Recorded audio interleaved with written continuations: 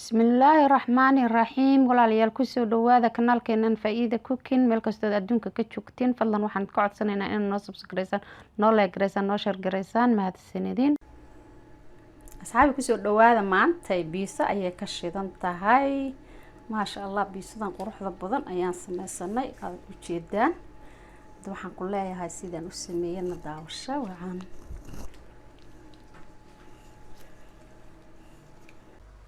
bismillaahi raxmaani raxiim asxaabi in meeshan waxaan ku haystaa cusbo yar aan haystaa sidoo kale hal qaadi haaf sokor ah waxaan ku haystaa laba xabo oo cajiin waaye labadan xabo cajiinka ah suubinayaan cajiinku cajiin qoyan waaye ma ahan macnaa qofkii raba inuu cajiimada kale wuxuu haysto ku darsan karaa cajiin wuxuu kicin karaa laakiin wuxuu ka dhigaa marka lagu qaso biisa jilicsan ayuu ka dhigayaa oo maasha Allah ah oo soft ah macnaha marka ku kale waxa adeega ka noqonaysa ma noqonaysa sidii la rabo saxda ah ku noqonaysa biisa ahaan kana kala lagu qastaa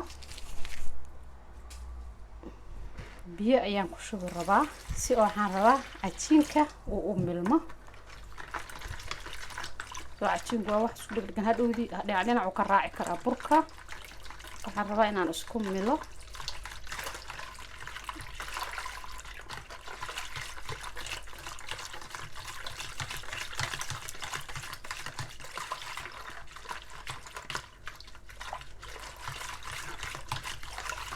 si uu samaartay cajiinka uu hal dhinac ugu badnaanin markaasaan biyaha ugu qasto cajiinka dhan hadhow iyada dhan ama uu ku kala gaaraysa oo waxa isku mid ah noqonaya laakiin haddii iyadu sidii qoyaan inta ku dhex shubto hadhow wuxuu ka noqon karaa hal dhinac u badnaan karaa in qamiirku u bato dhinacna qamiirku yaraado ama asoo couscous uu ku dhex jiro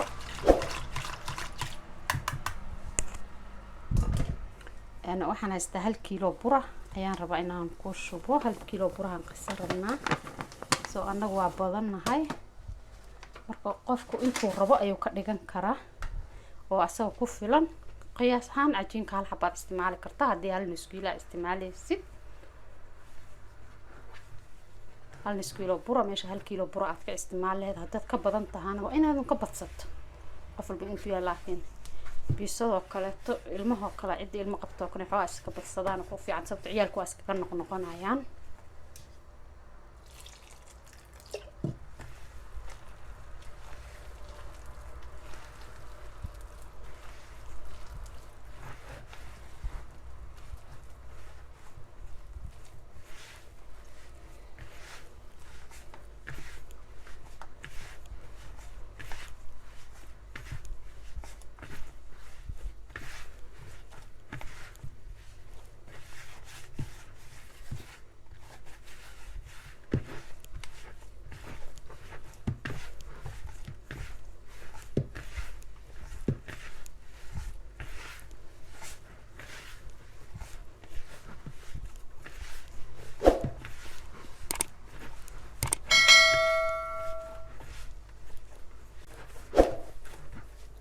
loo baahan yahay in si fiican u cajiinto si hadhowday biisada bis qurux badan ay kuugu noqoto soo marka si fiican markasta burba si fiican loo cajiimo waxa aad ku sameynaysid qurux ayay ku noqonayaan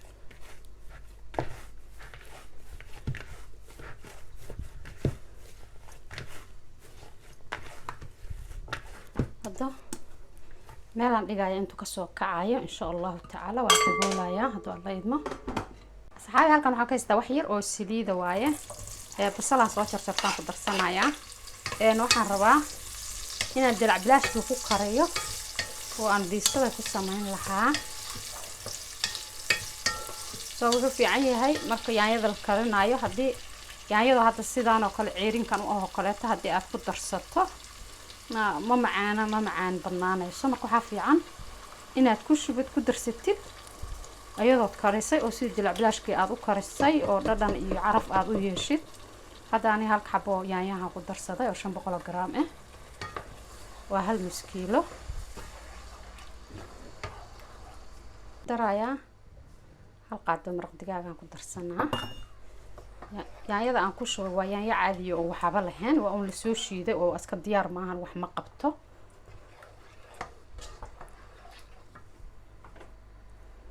sidoo kale waxaan ku dar rabaa basbaas maxay ahaato paprika oo gaduud ah ku darsaday. sidoo kale tuun aan ku darayaa, iyadana hal qaado oo tuun ah. tuunta waa midaan qalalna isticmaalaa.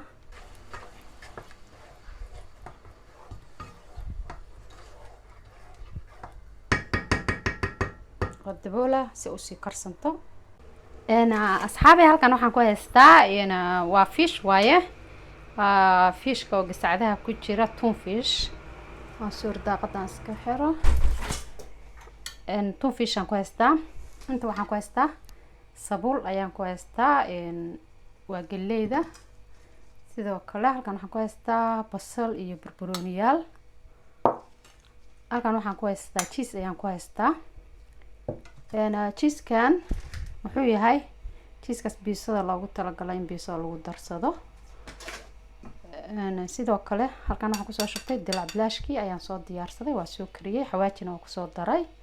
caraf maasha Allah lagama sidiisaba lagu cuni karaa, wax kastaaba qofkii raba cuntada iyada kaligeeda ku cuni karaa. dilac bilaashkan maasha Allah waaye. waa kana sidaan u soo kacay aad u jeedeen asaga dhan. warkii dhama waa kaasa. marka waxaan rabaa maakana 5 xabaan ka dhigay.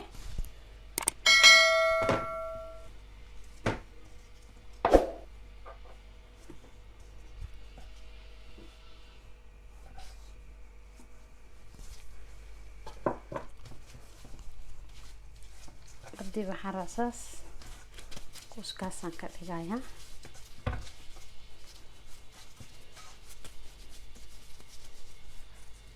waxaan haystaa birtaan biisada loogu talagalay in lagu dubo.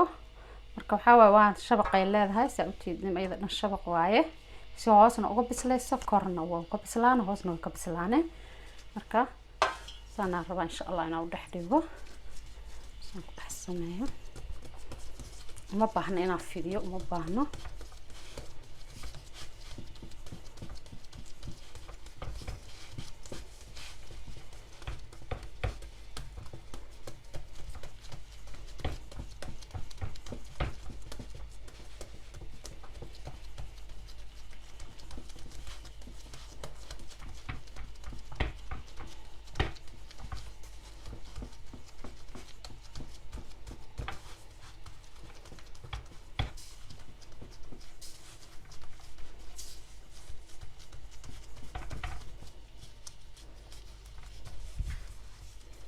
qofkii aan birtaan haysan wax alla wuxuu haayo oo ku dubi karo oo foornada lala gelin karo ku sameyn karaa.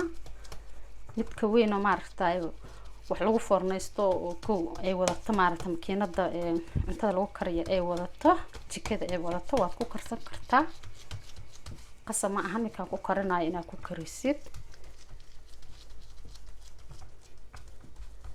qof walba wuxuu haysto iyo ku karsan karaa. muhiimada le waxa waaye in cuntada sida u dhadhamayso iyo waxa lagu daray.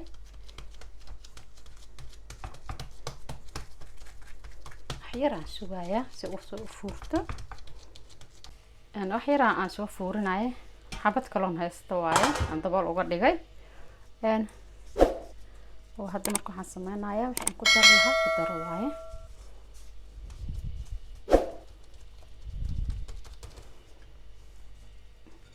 okay, number 1 sugada inaan ku waxeeyo.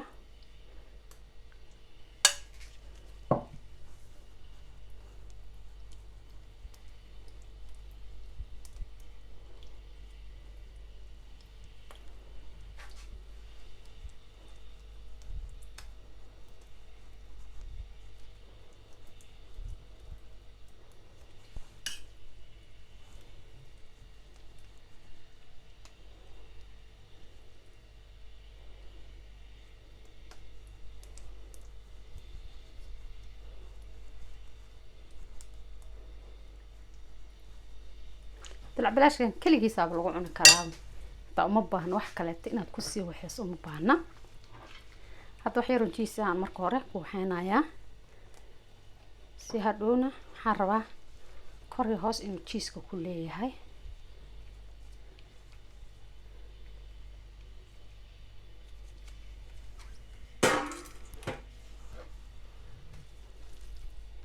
Fishkan ku shubanayaa.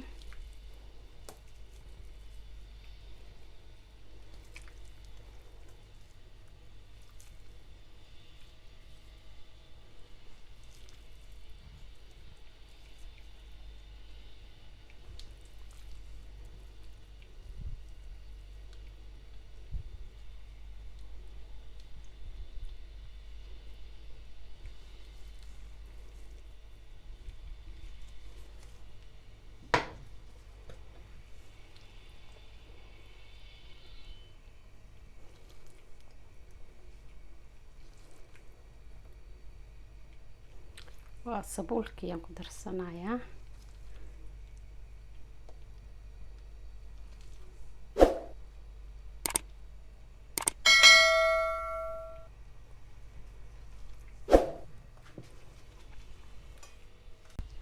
hadda mar kale cheese-kii aan korka u shubayaa.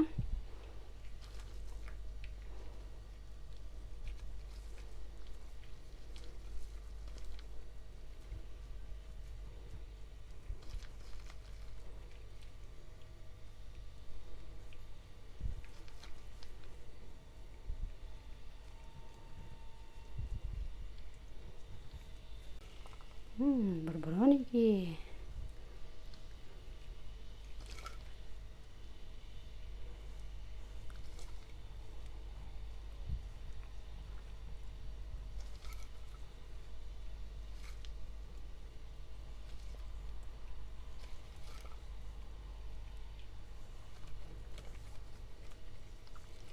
sidoo kale waxaan rabaa basasha